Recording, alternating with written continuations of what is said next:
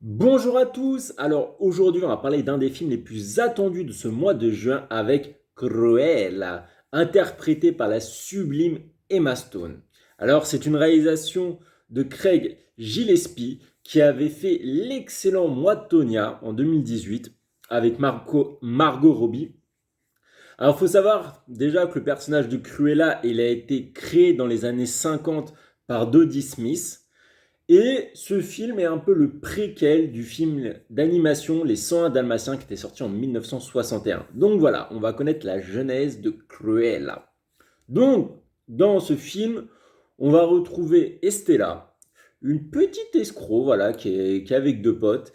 Et son rêve, c'est de travailler dans la mode. Donc, elle arrive à trouver un travail dans une boutique et elle va se faire remarquer par la célèbre baronne von Hellman.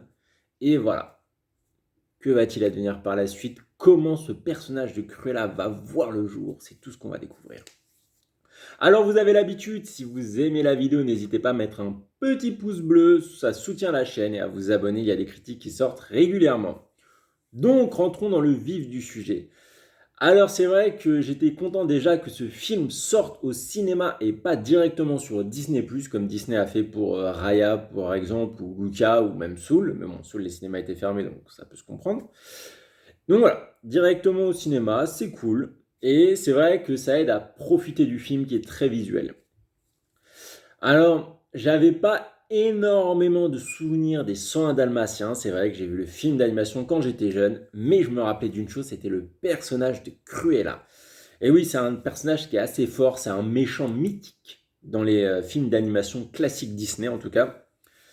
Et j'ai beaucoup aimé le fait de découvrir vraiment son origine et de comprendre pourquoi elle était passée du côté obscur de la force. Et dans ce film, on va vraiment voir la douleur de ce personnage et ça va se ressentir pleinement. J'ai trouvé vraiment qu'il y avait une part sombre dans ce film. C'était pas quelque chose dessiné, voilà, grand public, enfin voilà, vous pouvez le voir en famille quand même, mais c'est pas voilà les petites paillettes, les petits trucs, les petits machins. Non, non, non, non, c'est pas, voilà, c'est pas fait pour vous émerveiller visuellement et vous faire rigoler pendant tout le long comme un film standard. Non. Là, Disney, et je suis content de ce choix, a vraiment voulu montrer l'évolution, qu'est-ce qui fait passer la personne gentille à la personne méchante, pourquoi elle devient méchante. C'est vrai qu'en plus la notion de méchant va être très subjective parce que on la suit, donc on la voit pas vraiment comme une méchante. C'est voilà, et quand vous voyez les 101 Dalmatiens où c'est totalement l'inverse et Cruella c'est ce personnage horrible, là on se prend d'affection pour elle et sa psychologie est vraiment bien explorée et complète et tout est bien entendable et vraiment voilà, j'ai beaucoup apprécié ça. On voit la douleur, on voit le côté mauvais, on comprend pourquoi et on compatit. Et c'est une très bonne formule. Pour autant, pour autant, le film ne va pas être totalement sombre. Il y a des parts sombres, mais il y a aussi des parts assez fun. Personnellement, j'ai aussi beaucoup ri, enfin pas, peut-être pas beaucoup, beaucoup, mais en tout cas, voilà, j'ai bien rigolé. Et je pense que c'était important aussi de faire cet équilibre, un équilibre qui se tient bien, parce que le personnage du Cruella, c'est un personnage qui est haut en couleur. C'est pas voilà, un personnage qui est que sombre ou que rigolo. Et donc, il fallait cette osmose pour qu'on comprenne bien ce qui ressortait d'elle. Et c'est chose faite. Donc voilà, on a ce personnage haut en couleur, qui a son style, voilà, qui est dans la mode, qui aime se montrer, qui est extravagant, qui voilà, c'est le seul être le centre du monde. Et ça se voit par les différentes interventions qu'elle fait dans des défilés, voilà, coup de poing pour montrer qu'elle est là. Et j'ai beaucoup apprécié ça, j'ai adoré les costumes, ils sont magnifiques. Vraiment, c'est même la mise en scène, c'est dynamique, etc. C'est top. À ce niveau-là, vraiment, c'est génial.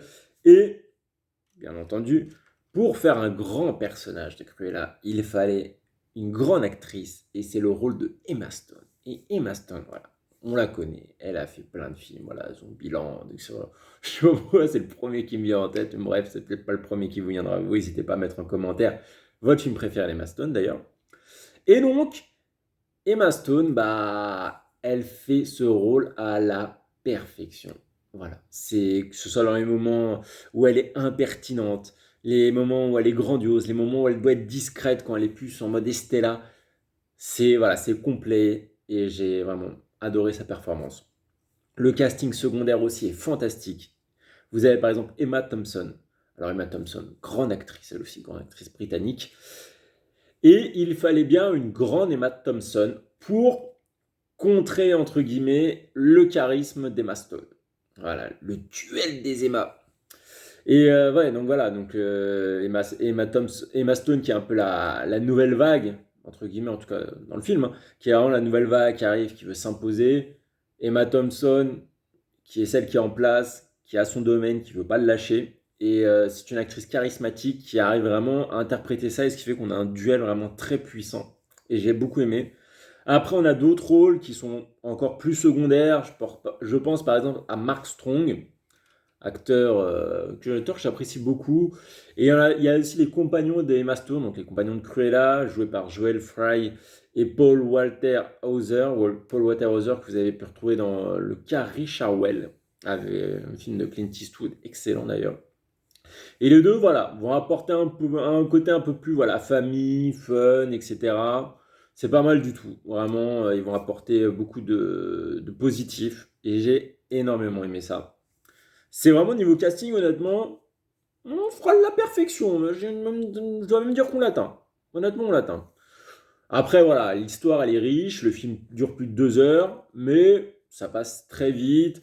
Il y a une partie où elle est petite. Après, l'extrême majorité du film, ce sera quand elle sera grande. Le partie petite, ça va durer 10-15 minutes, je pense. Mais ça permet justement de bien introduire le sujet, de bien tout comprendre, etc. Et voilà, c'est présenté, voilà, comme je vous avais dit auparavant, de façon dynamique sur certaines scènes. Il y a vraiment un petit jeu pour voilà, le style, la mode, etc. Il y a beaucoup d'énergie dans la mise en scène, beaucoup d'énergie dans tout le déroulé. Et voilà. Donc en gros, pour résumer, je pense que vous avez compris, j'ai passé un excellent moment et je vous recommande très fortement d'aller le voir. Sur ce, je vous dis à bientôt. Allez, ciao!